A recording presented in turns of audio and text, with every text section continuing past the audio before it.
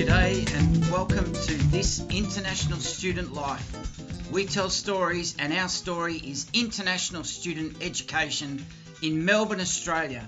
And today we have an extremely special presentation for you in this live stream episode of This International Student Life. We are going to be looking at a very interesting and serious topic that was reported on in the Australian media. Indian students banned or limited as Australian unis crack down on bogus applicants. Now this is a very important subject for international students to be aware of, especially if you're thinking about coming to Australia to study and live in Melbourne. But we are going to take a short, quick break and just feature some footage from the welcome to the City of Melbourne by the Melbourne Lord Mayor, Sally Capp, a welcome event in March 2023, which Wise Words Media, This International Student Life is produced by Wise Words Media, which we attended, a free event for all international students, welcoming them to Melbourne, held at the Queen Victoria Market, an iconic and famous tourist and destination for locals, where the Lord Mayor, Sally Capp, welcomed international students to Melbourne, Australia. Don't go away, we'll be right back. And we are absolutely delighted to be with you tonight for this very special Queen Victoria Market night market, which is all about welcoming our international students.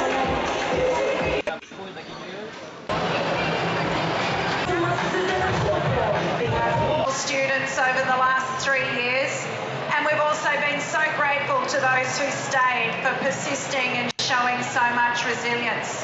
Our latest stats show that there are 138,000 international students back in Victoria, which is 92% of pre-pandemic levels.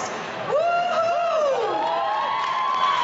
Because international students aren't just valuable on our campuses and in our tertiary institutions, they're fantastic customers and consumers, they're wonderful participants and volunteers, they're incredible workers in our local businesses particularly, and this is about setting up relationships for the long term.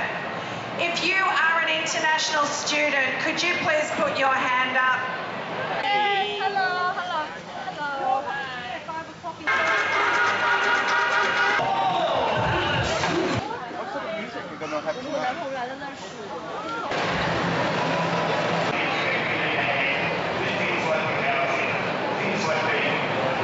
Volunteers to compete.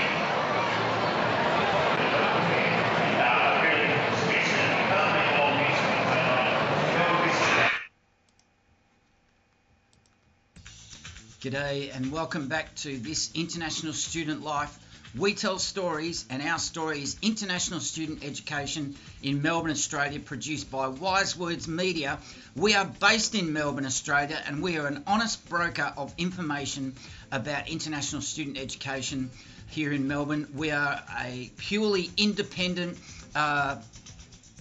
business here in Melbourne, providing professional services, and we do not receive any funding from any government body or any university or any other organisation. So you can be sure that we are an honest broker of information, that we are truly independent. So today we have a very what will probably be a lengthy live stream episode, because this topic was raised in local media here in Melbourne and around Australia, and we felt that it was warranted a very extensive review, because our audience is, of course, international students and their parents, and also education professionals around the country and also the world, because our audience is global.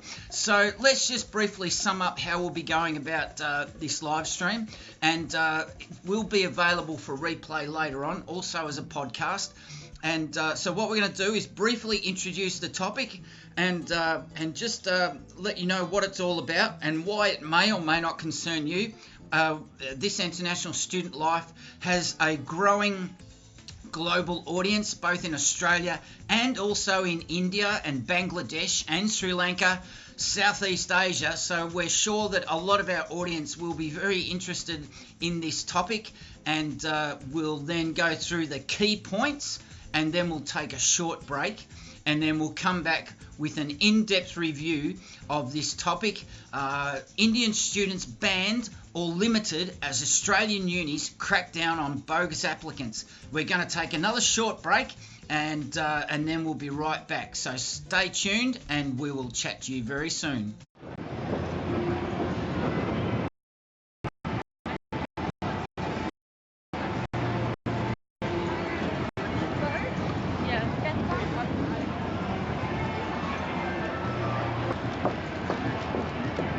So that's all we have.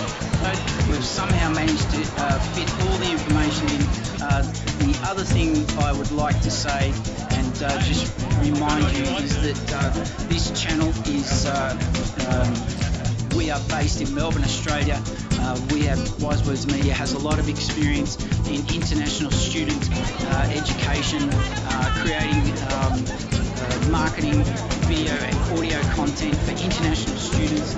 We also have a lot of experience settling people from overseas into life in Melbourne since 1979. We love showing off Melbourne, and we love helping people get familiar with everything this city has to offer. So make sure that you make the fullest of everything life in Melbourne has to offer through your university. Your International Student Support Team has many activities throughout the year, not just orientation week. There's many things to take advantage of, many clubs and societies. And if you're a student whose language, English, is a second language, don't stop yourself and be anxious about joining in. Get involved, practice your English, find conversation clubs, and we'll wrap it up there. Okay, welcome back to this International Student Life. We tell stories, and our story is international student education, and we get a lot of our content from information available in the public domain. And back in April 2023, a very interesting topic was raised in the Australian media, and that's what today's live stream episode is all about, because we want to keep our audience informed about everything that is good about international student education in Australia, but also things to watch out for. And this topic was very, very relevant and interesting for our audience, we felt. Indian students banned or limited as Australian unis crack down on bogus applicants. And this report appeared in the local media, the Melbourne's Age newspaper. And the report, we'll just go through the introduction and then the key points before we take another break. At least 4 Australian universities, just get rid of this music for the moment, so that we can concentrate on this report.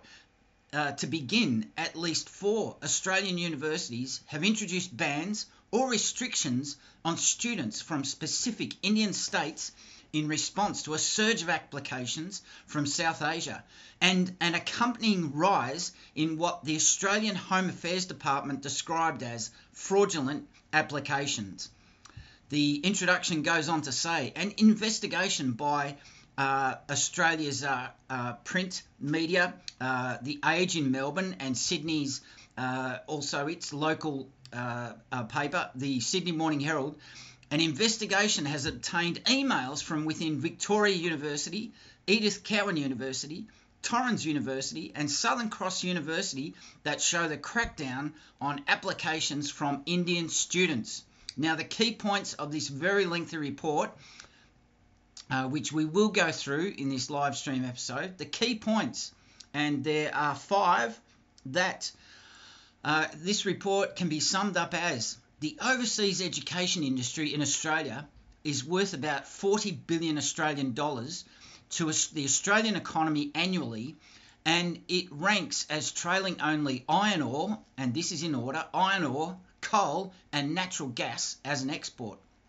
The second key point: the overseas education industry in Australia is growing rapidly. Applications from international students to certain Australian universities have skyrocketed since borders reopened following the hard lockdowns of the COVID-19 pandemic. The third key point: however, there are concerns that many applicants are not genuine students, but rather low-skilled workers seeking a student visa to expedite or advance fast forward their entry into Australia. The fourth key point is raised in this report. It is believed these fraudulent applications to be an international student to enter Australia, that these fraudulent applications have become more prevalent since January 2022, when the 20 per hour week work limit on international students was lifted. And we'll explain more about that aspect of 20 hour per week work limit later in this episode. The final key point is that while work bans will be reintroduced in July, that's this month, July 2023, a number of Australian universities have already tightened their vetting processes for international student applications for entry into courses here, and some Australian universities have banned or restricted students from specific Indian states. So we will be going through this report in depth. So we're going to take a short break, so don't go away. We'll be right back.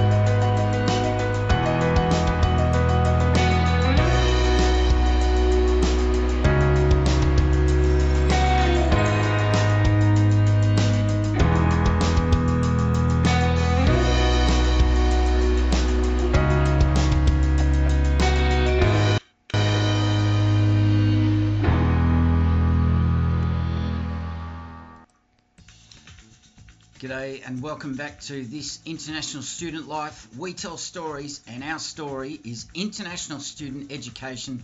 In Melbourne, Australia, we cover the 10 Melbourne-based universities here in Melbourne, and we are hoping that sometime in the future, and we'd really appreciate your thoughts and feedback on this, but we are hoping to expand our coverage out to Sydney and Brisbane, and eventually, in the long term, we hope to cover all Australian universities that offer education to international students. But today we are focusing on an in-depth review of a report in Australian media, and the topic being back in April 2023, Indian students banned or limited as Australian universities crack down on bogus applicants. So this caught our attention because we felt it was extremely relevant to our audience. We have a growing audience with a lot of traction, a lot of viewers who are looking at applying to Australian universities.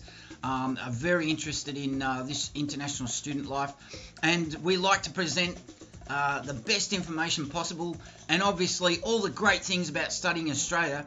But although it might have negative connotations, this topic and this headline that appeared in April 2023 in the Melbourne Age, but we still feel that it's important to keep you informed of all aspects about international student education, and because our audience does come, a lot of our viewers are from Southeast Asia.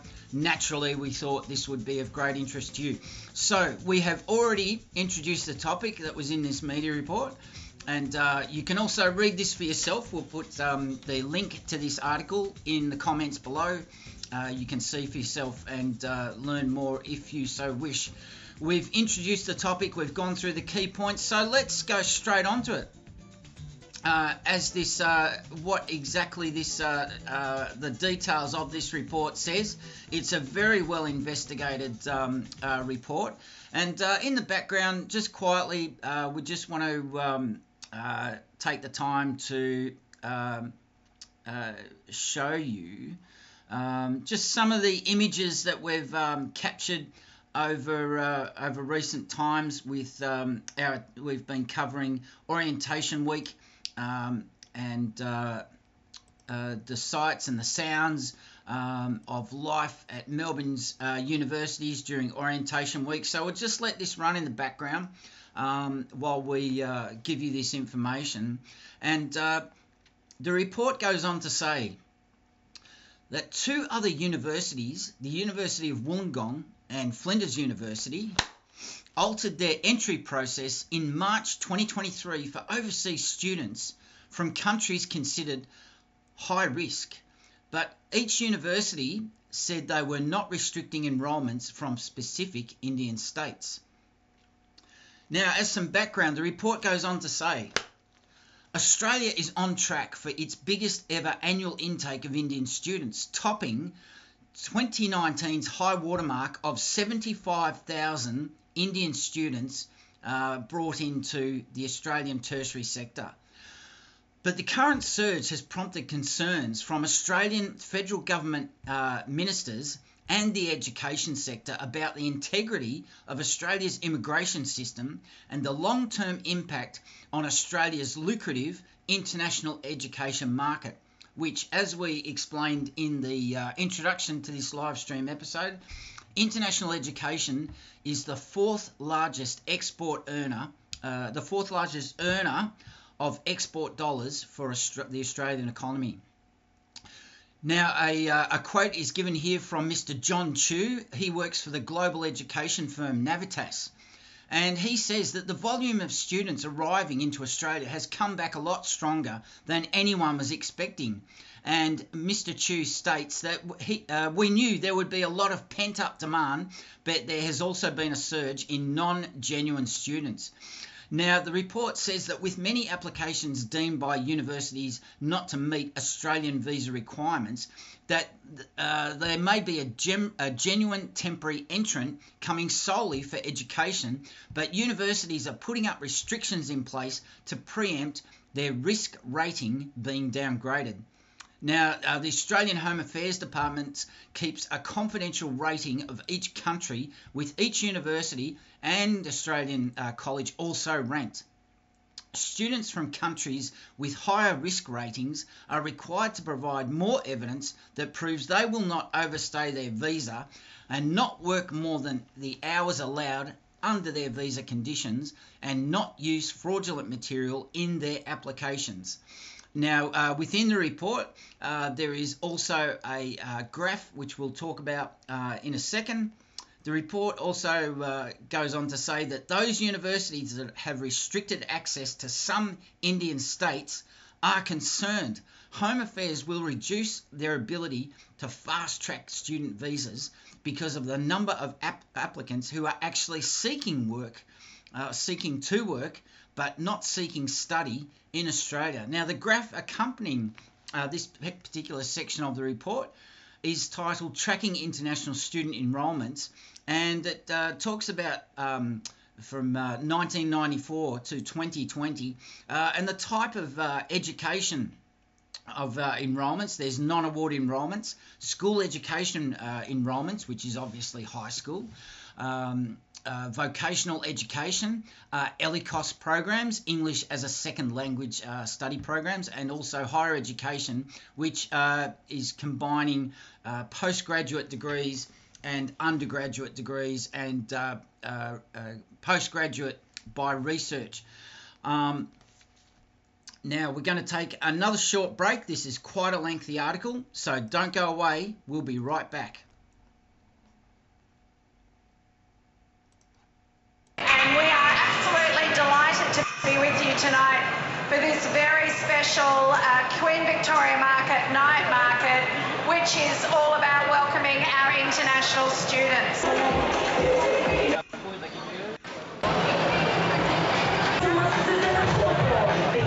Students over the last 3 years, and we've also been so grateful to those who stayed for persisting and showing so much resilience.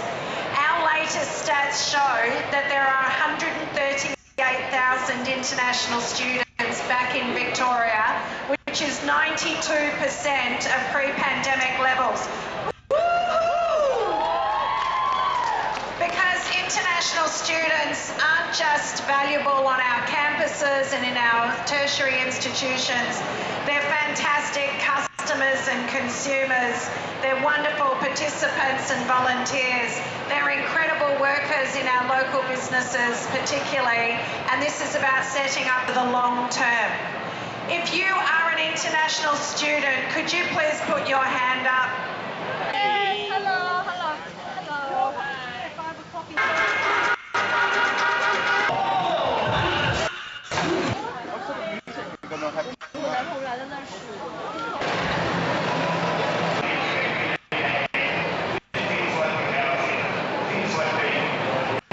Volunteers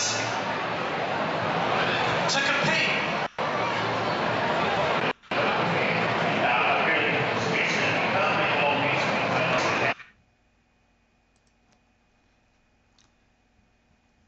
Welcome back to This International Student Life. We tell stories, and our story is international student education.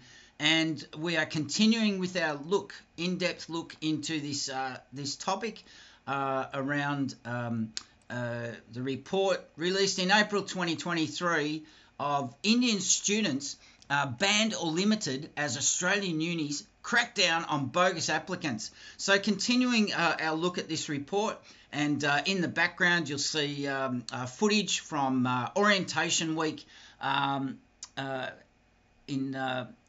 Monash University's Caulfield campus in 2022.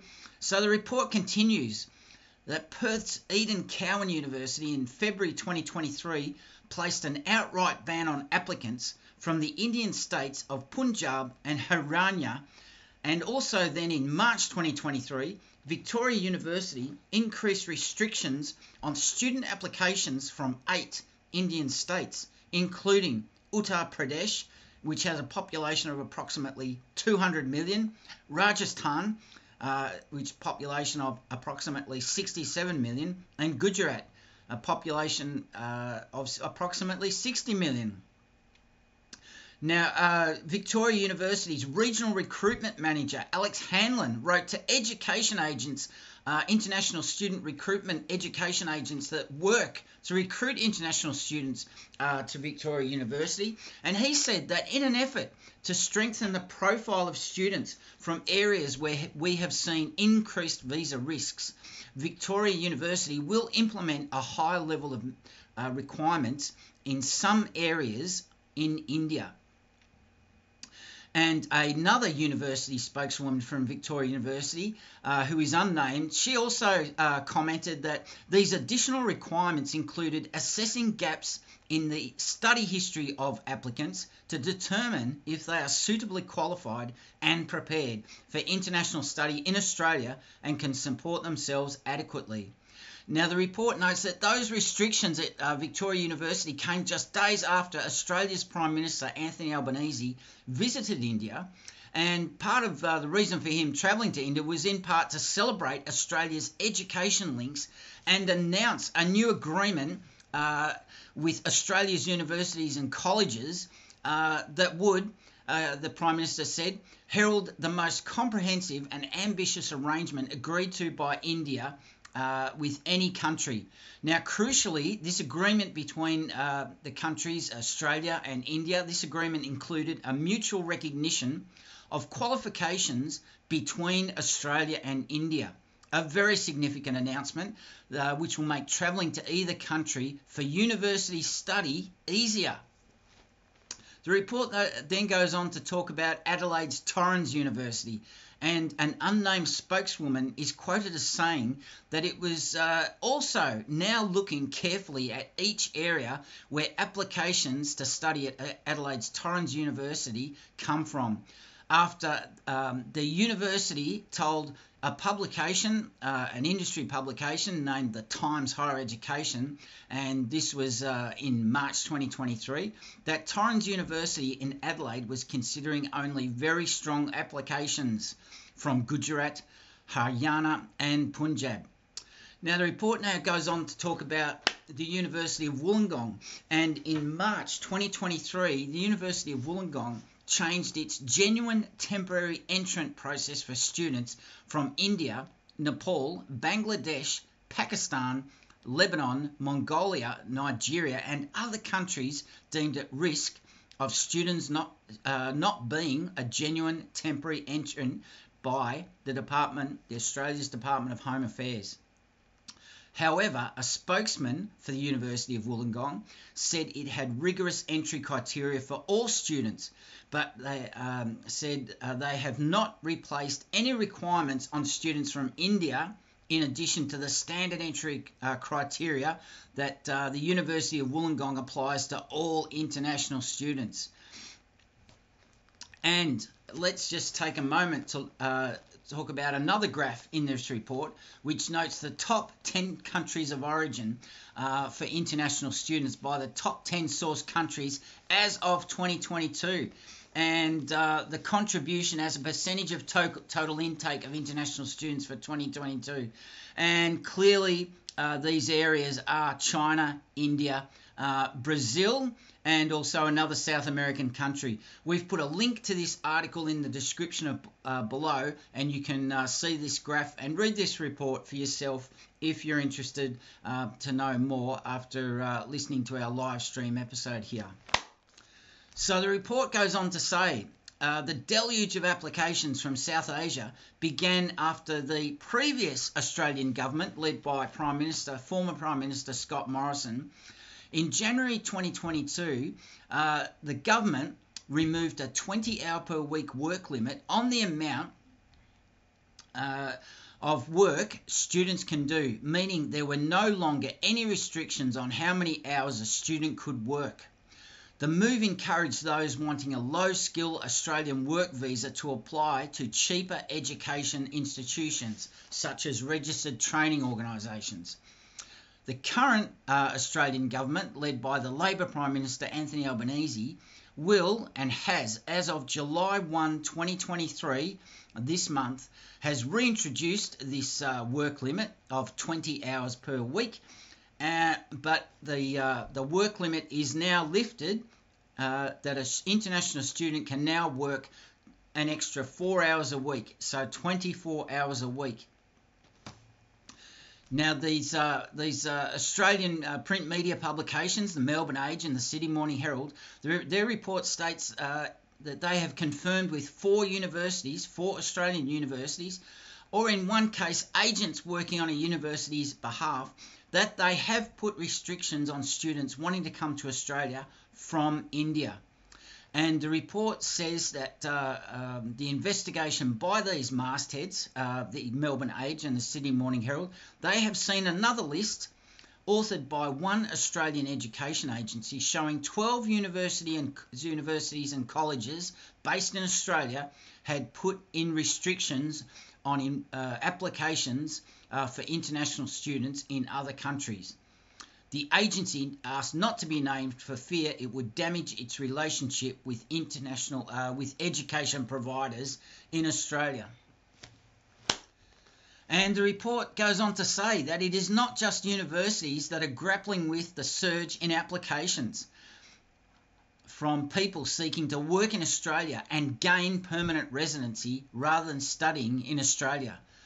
The vocational education sector is also seeing a surge in applications from students ultimately judged to be too risky to accept.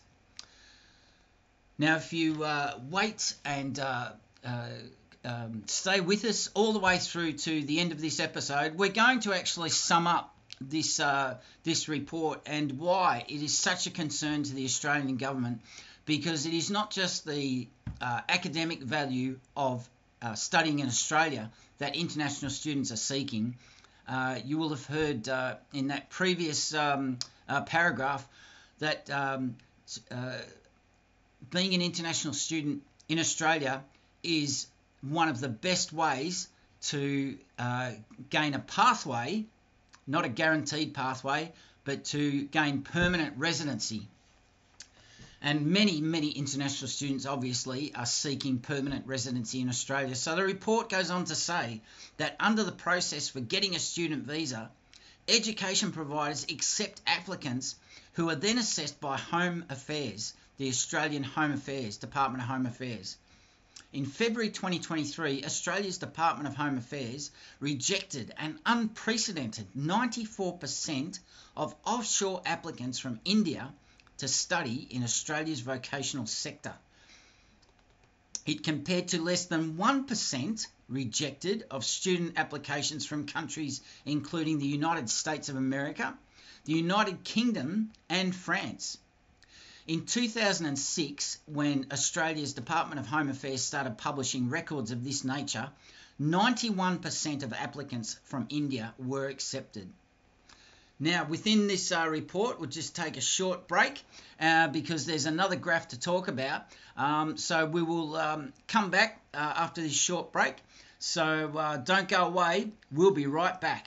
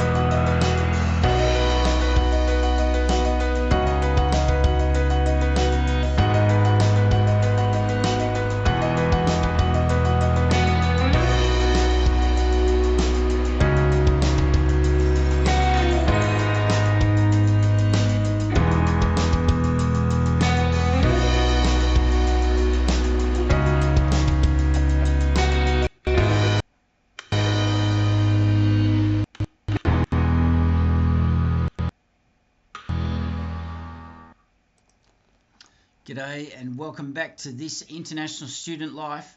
We tell stories and our story is International Student Education in Australia. And we're currently looking at a report by Australia's Melbourne Age about the topic of international students banned or limited as Australian universities crack down on bogus applicants. And we are looking into a report by Melbourne-based the Melbourne Age and the Sydney Morning Herald, which in April 2023 published a report looking into some facts surrounding bogus applications coming from certain countries.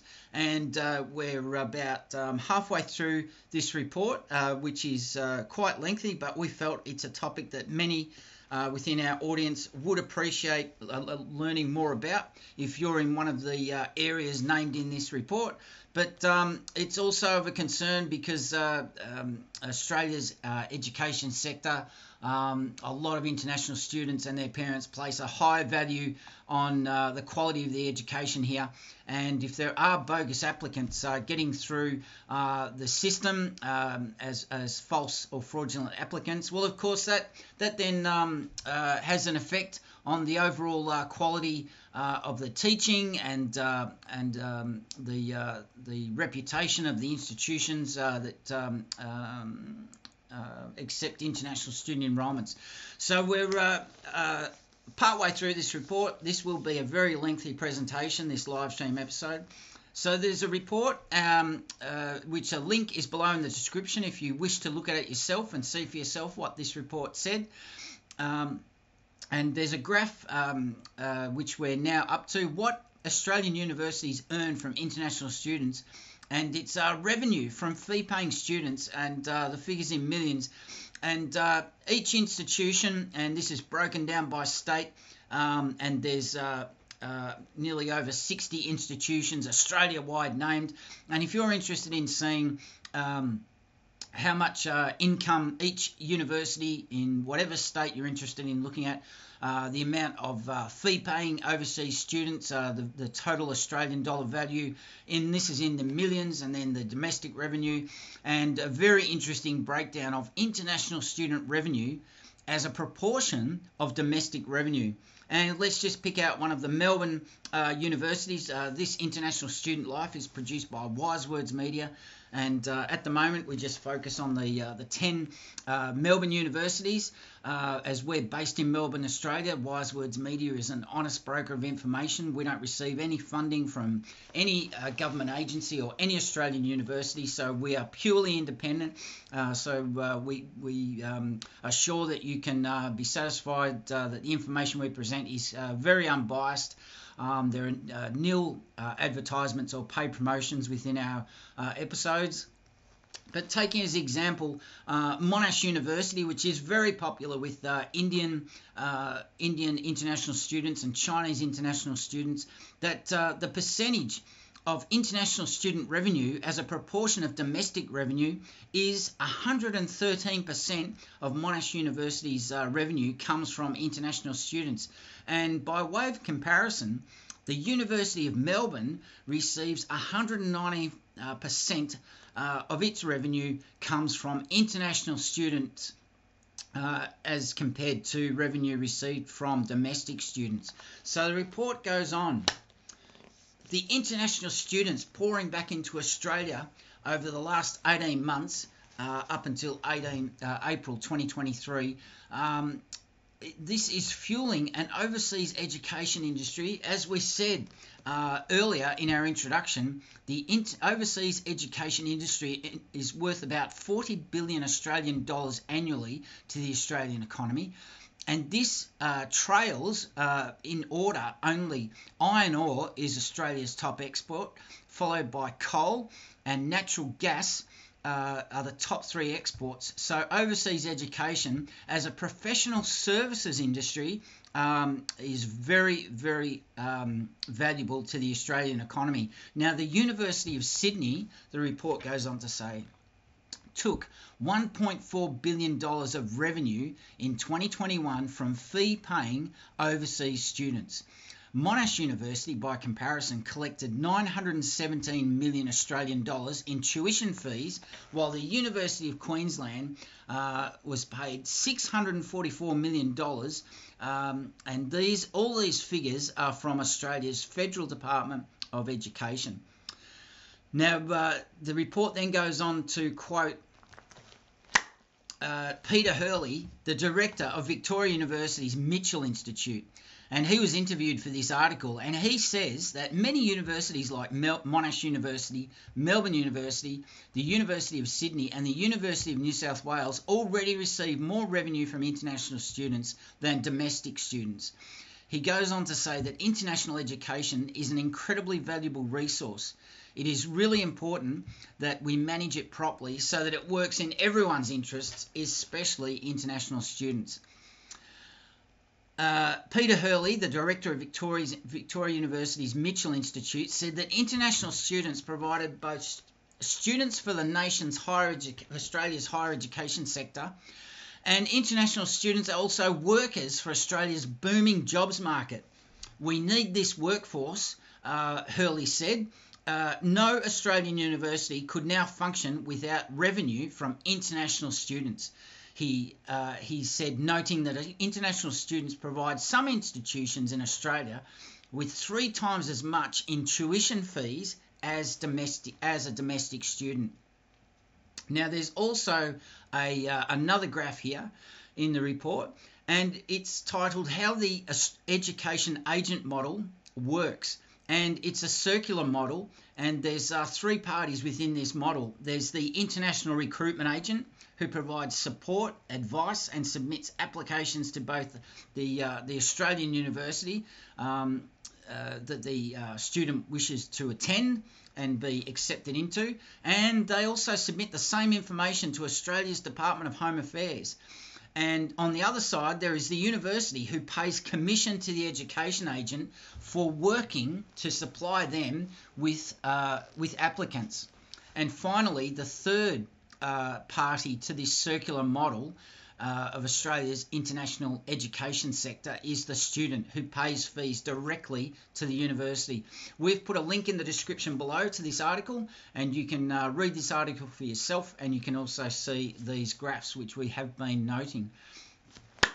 Now, going on to the department, the Australian Department of Home Affairs, and it notes, this report, that it is responsible for managing Australia's student visa system, and the Department of Home Affairs is quoted as saying in a statement that since the phased reopening of Australia's international borders in 2021, it says that Australia has witnessed an increase in incomplete applications and presentation of fraudulent information and documentation in student visa applications.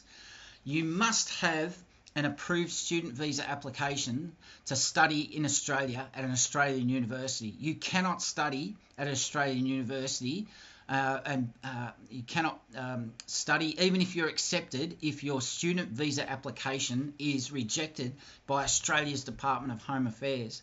Now, the statement from the Department of Home Affairs around this topic goes on to say that we understand that student visa refusal decisions are a cause of concern, not just for those seeking to study in Australia, but also to education providers and all others who rely on the arrival of international students for economic reasons or other reasons.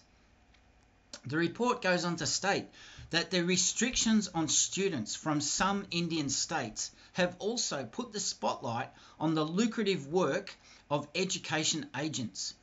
These are the recruiters who work for Australia's universities and vocational training colleges, and whether they are taking vulnerable international students for a ride.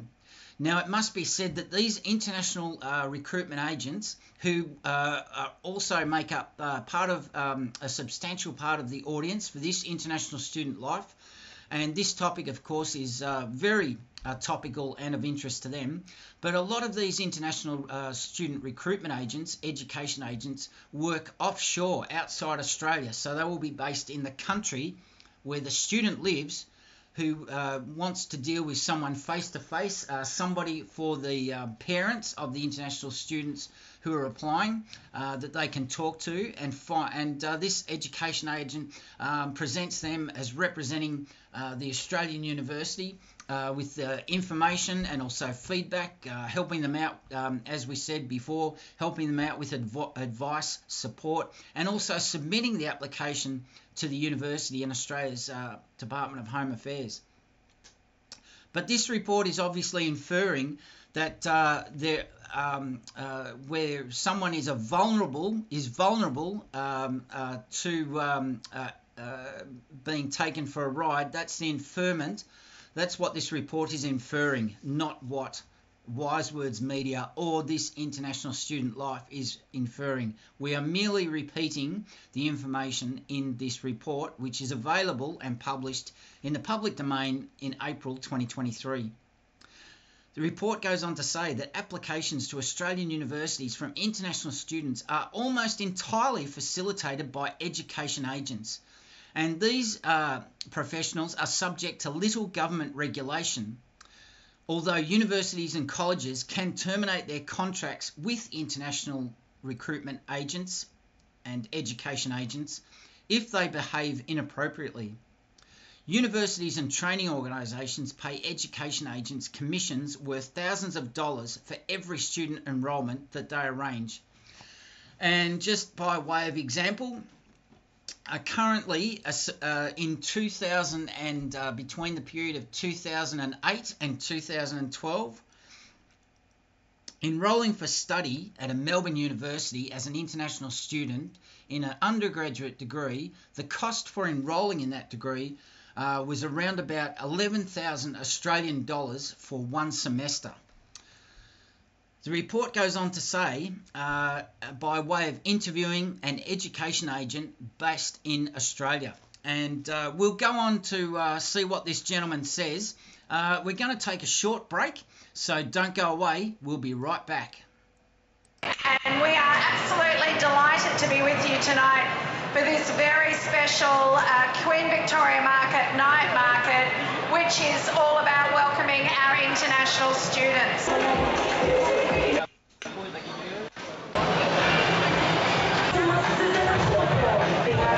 Students over the last 3 years, and we've also been so grateful to those who stayed for persisting and showing so much resilience.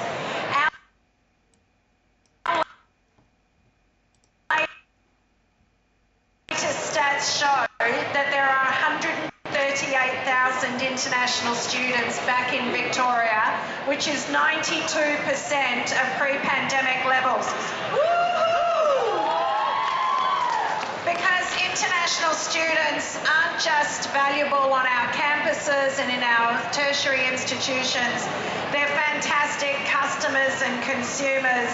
They're wonderful participants and volunteers. They're incredible workers in our local businesses particularly, and this is about setting up relationships for the long term. If you are an international student, could you please put your hand up? Hey, hello, hello, hello. Hi. 5 o'clock in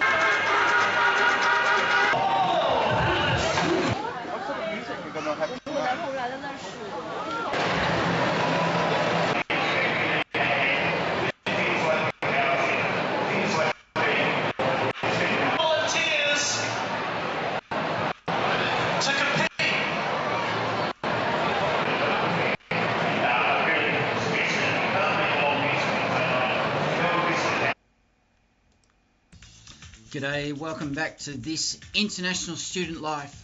We tell stories, and our story is international student education in Melbourne, Australia. Wise Words Media is the producer of this International Student Life. We're based in Melbourne, Australia, and we cover the 10 Australian universities based in Melbourne, and hopefully in the future we'll be able to expand our coverage to Sydney and Brisbane, the entire east coast of Australia, and eventually in the long term perhaps we'll even be able to manage coverage of the entire Australian tertiary sector. But for now, today we are bringing you a very special, albeit lengthy, live stream episode of this International Student Life, a topic that we felt was just too important not to bring to your attention.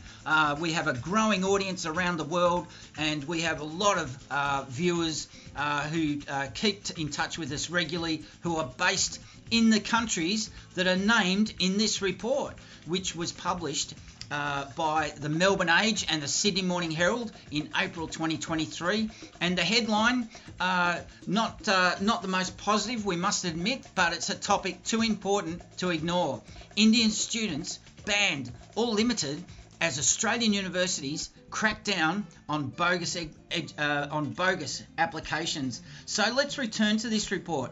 And in the background, just to keep you visually engaged, we just want to make sure that for those of you that like to see something going on on the screen. We're just going to be playing footage quietly in the background. Wise Words Media attends all Orientation Week activities for all 10 universities each year, and currently playing in the background is footage taken at Melbourne University during Orientation Week 2022. So back to the report.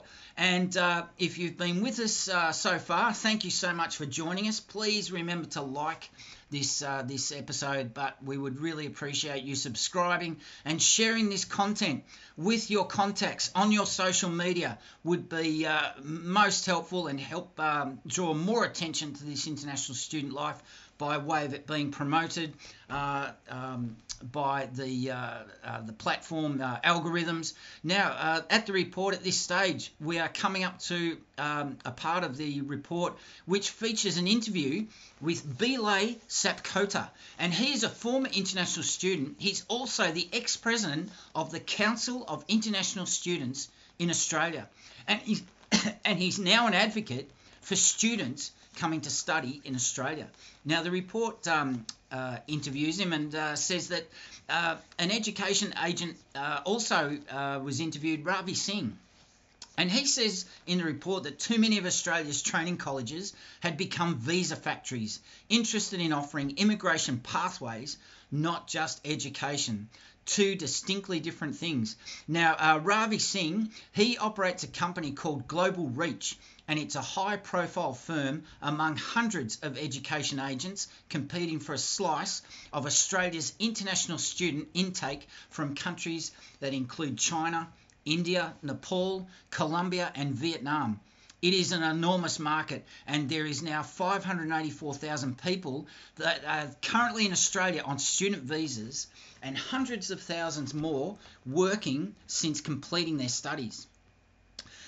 The report then goes on to quote Universities Australia Chief Katrina Jackson, and she said that education agents were vital in facilitating the flow of international students from more than 144 countries around the world into Australia. And as we've already heard, education is the biggest export that Australia doesn't source from the ground. And that's an important point, says Katrina Jackson, the Universities Australia Chief Executive. Now, there are others quoted in this report, and we'll come back to Belay Sapkota, a former international student. We'll come back to him shortly. But the report also says that others warned that these international students weren't always aware of where the money they paid to Australian education institutions went. And the Federal Labor MP Minister, Julian Hill, is quoted as saying that students would be shocked if they knew how much money some agents are demanding in commissions. And Julian Hill, it must be said, he was once the head of international education for the Victorian government, and he's now a member of the Federal Parliamentary Inquiry looking at international education in Australia, and it held its first Melbourne hearing in April, which coincided with the release and publication of this report. Now, there's also been some interviews done by that parliamentary inquiry. They interviewed students from India, China, Vietnam, and the Philippines, and Nepal, and it was revealed that their main complaints about being misled by education agents on their working rights once they arrived in Australia, or the quality of the school that they would be attending.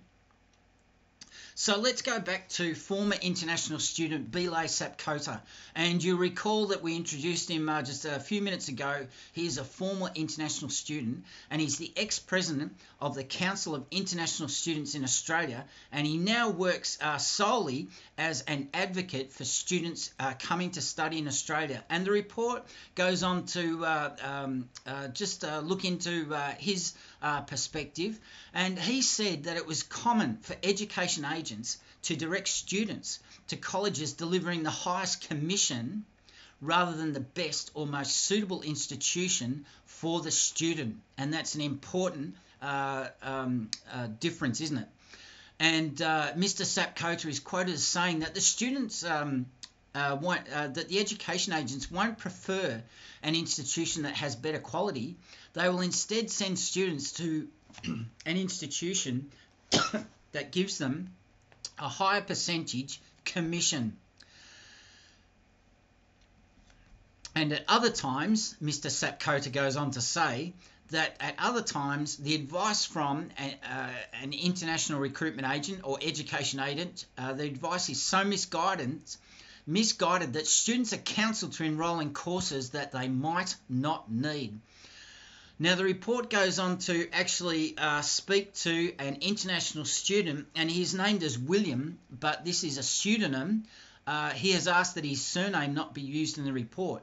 And quoting from the report, it says that William worked as a pastry chef in Taiwan and migrated to Australia after an education agent advised him to enrol at the Melbourne-based William Angliss Institute of TAFE, and he entered there to study there to get a patisserie certificate. In other words, he wanted to be a qualified baker. Now, the report states that William's course cost about 16,000 Australian dollars, and bear in mind this is just for a semester of study or a year of study in a TAFE or vocational education course, not a postgraduate or undergraduate course. William's course cost about $16,000, and although William said it was an excellent course, he learned after completing his diploma at Melbourne's William Angliss Institute of TAFE, William could have used his previous experience to support his application for an Australian work visa rather than undertaking the training. And William is quoted as saying in the report, "I didn't need to spend years and so much money studying for an Australian diploma. My agent, my international recruitment agent or education agent that William paid that William spoke to about studying in Australia, William says that my agent didn't tell me about the credit for prior learning because their business was to sell Australian education programs." Now, going back to the Australian Minister who's sitting on the parliamentary inquiry into international student education, we spoke of him before, the MP based in Melbourne, Julian Hill. He believes that the Australian federal government must consider greater regulatory oversight of international student education agents, recruitment agents or education agents, these people who recruit students, particularly to vocational colleges, to stamp out poor advice and discourage weak applications. Senator Hill goes on to say, international students are vulnerable consumers. He says that protections for international students need to be strengthened to ensure agents act in their best interests, the best interests of the international student, and there needs to be a mechanism to kick dodgy agents out of the system. He goes on to say there's also a strong case for transparency in agent commissions to drive better behaviour and potentially banning certain practices such as kickbacks. None of this is realistically achievable without light touch registration of some sort. On this topic, a spokesman for the Federal Department of Education said universities and colleges were responsible for the actions of those they engage to represent them. And the report also quotes the International Education Association of Australia. And they say in this report from the Melbourne Age and the Sydney Morning Herald in April 2023, the International Education Association of Australia also wants more regulation of education agents. And the chief executive of this association is Phil Honeywood. And he's actually a former Victorian State Liberal Minister of Parliament. And he says that no government has ever regulated the actions of international recruitment agents, and it doesn't matter whether that government has been Liberal or Labor. And Mr. Honeywood goes on to say that education agents should be regulated as is required of migration agents who are regulated, because migration agents can be barred from practicing if they do the wrong thing. And concluding this report, asked by the Melbourne Age and the Sydney Morning Herald, who published and distributed this report, Mr. Honeywood was asked if more regulation was needed of education agents working in Australia. No, I beg your pardon. A Federal Education Department spokesman replied if more regulation was needed of education agents working in Australia. The spokesman said that the Australia's Department of Education is aware of concerns regarding the behaviour of some education agents and is currently in discussion with the sector of possible approaches to strengthening oversight arrangements. Now, just to finish off, as we've reached the conclusion of this report published by the Melbourne Age and the Sydney Morning Herald in April 2023, and a link is below in the description if you wish to read it for yourself and also see the graphs, which are excellent in the way they lay out information about the Australian international student education sector and the value it generates for the Australian economy. There is a footnote which states that as a clarification, the story said that the University of Wollongong had introduced bans or restrictions on students from specific Indian states. It was confirmed by the Sydney Morning Herald and the Melbourne Age. They confirmed the university changed its entry process from students from high-risk countries in March 2023, but the University of Wollongong said in a statement that it had not placed any requirements on students from India in addition to the standard entry criteria. So we're going to take a short break and we'll sum up and also seek your feedback about this report, which we've just highlighted. So don't go away. We'll be right back.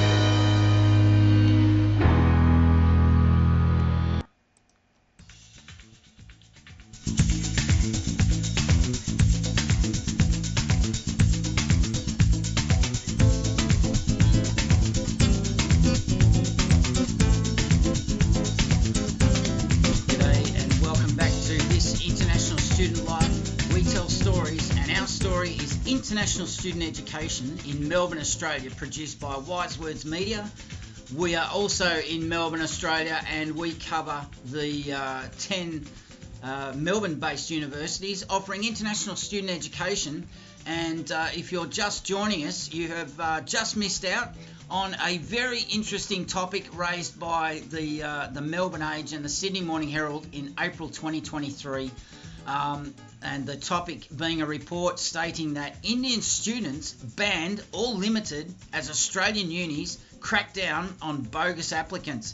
So we've taken our time today. We've been going for just over an hour because we wanted to highlight this topic and bring it to the attention of our audience. It's International Student Life. We have a global audience. We have many viewers in many countries. And particularly we have viewers in the countries that this report is saying that some countries have bogus applicants. So we began this live stream episode just with a brief introduction, and we went through the key points. So if you haven't been with us for the entirety of this episode, don't worry. This episode is available for replay in full. You can listen to it at your leisure, anytime you like, or no matter what your time zone is, wherever you're based in the world, whether you're an international student in Australia or a prospective international student, maybe you're based overseas and you're thinking about studying Australia, or maybe your parents are very, very interested in learning as much as they can about Australia and the quality of education here. That's why we exist. We're here to let us do all the hard work for you. Don't worry about all the apps and the websites and the iPads and the iPhones. No, let us do all the hard work for you. We have a lot of content here that is proving to be very valuable for many viewers around the world. So please like this episode and please subscribe. So let's just take a short break for a couple of minutes because this International Student Life, it would really help if you like this episode, or subscribe would be even better. But also give us your feedback. Join the conversation. What do you think about this topic? Do you think that you are somebody that's looking at applying to a course to study in Australia, that you want to move to Australia, possibly Melbourne? Well, hopefully Melbourne. It's a great place to live and offers a great lifestyle as well as a great education. But how are you going about your process of working out where to study? And are you speaking to an international recruitment agent or an education agent in your country? And bear in mind that these agents, they are there to provide advice and support and help you with your application and put all the paperwork together. And you've got to bear in mind, whether they tell you or not, you should be aware that they are paid a commission by the university that you apply to. That's how it all works. And although you're paying fees directly to an Australian university, you'll find that part of your fees actually become a payment of commission to an agent, and it's all perfectly above board. And that's the model that's been in place for many, many decades. And you might recall, and even if you didn't join us at the start of this episode, the overseas education industry is worth about 40 billion Australian dollars to the Australian economy every single year, and it ranks fourth, and it's only behind iron ore, coal and natural gas as an export. And that is some record, because all of those top three export items, they are all that's all resources that Australians like to dig out of the ground and put on ships and send overseas. So the overseas education industry is the highest ranking export earner in terms of professional services, and education is a highly valued commodity as far as international students are concerned. So what do you think? What do you think about this topic? Join the conversation. Let us know. Put some questions or some feedback in the comments below, or maybe your parents have some feedback or some questions, because we enjoy hearing from our listeners. And it's when we do answer a question, we usually take that question as encouragement and helps us provide diverse content, which often these questions cover topics that we haven't even thought of. So that's where your help and your feedback is most appreciated. So thanks for listening. We appreciate your attention, and we hope that you've enjoyed this episode.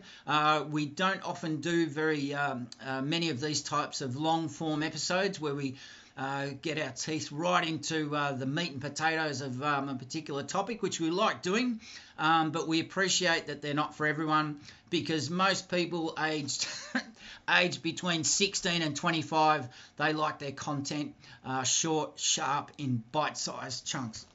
So that's about it for now. You've been listening to me. I am the bloke who walks. Wise Words Media is the producer of this International Student Life. We are based in Melbourne, Australia. We are an honest broker of information about the international student education sector. We're not paid by any government body. We don't receive any payments by any international recruitment agents or such, and there is no advertising or paid promotions within our episodes. So you can believe me when I tell you that we are an honest broker, and upfront the information is unbiased, and it is all there for you to enjoy at your leisure, at your convenience, or whenever it is that your time zone and your daily schedule allows. So thanks for listening. Thanks for watching. We're going to finish off with the welcome to Melbourne that was held in March 2023 at Melbourne's famous Queen Victoria Market. A tourist destination icon, and also an extremely popular destination for daily grocery shopping for any type of goods for international students who reside in many student apartments and accommodations around the inner city area. And it's very easy to get to by tram or train as well. So enjoy this short trailer, which we'll finish off with. Thanks for listening. Thanks for watching, and we'll chat to you soon. Bye for now. And we are absolutely delighted to be with you tonight for this very special Queen Victoria Market night market, which is all about welcoming our international students.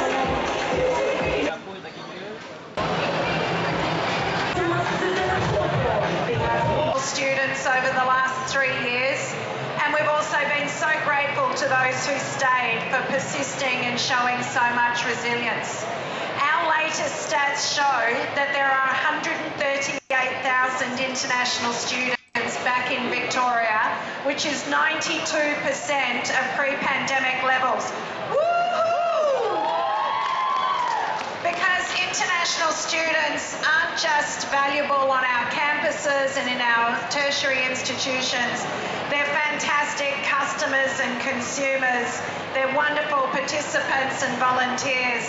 They're incredible workers in our local businesses particularly, and this is about setting up relationships for the long term. If you are an international student, could you please put your hand